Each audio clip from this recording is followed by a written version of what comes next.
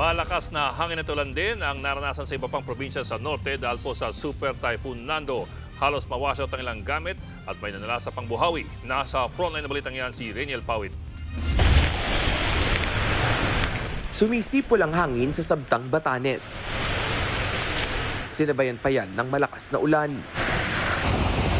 Naglalakihang alon naman ang gumising sa mga residente malapit sa Boulder Beach sa bayan ng Basco. Pick up bias kasi zero visibility na yun. Hindi naman tumuloy sa biyahe ang motoristang ito dahil zero visibility sa daan sa Ivana, bunsod ng walang tigil na ulan maghapon.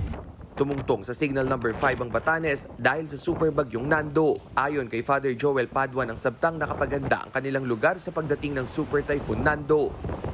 Mas malakas po yung last year, pero konti lang po ang difference. Problema po kasi ang comparison last year, medyo hindi kami nakapag-prepare ng earlier. Pero ngayon po kasi talagang 2 days before, talagang in-anticipate na po namin yung situation.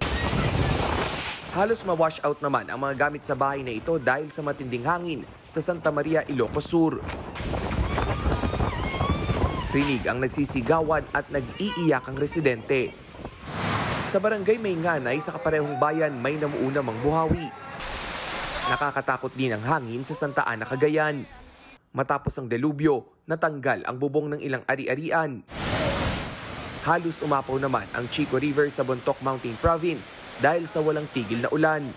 Ayon sa NDRMC, mahigit 4,000 pamilya ang nailikas sa iba't ibang probinsya bago pa man manalasa ang super bagyo, partikular na sa Cagayan at Ilocos Region.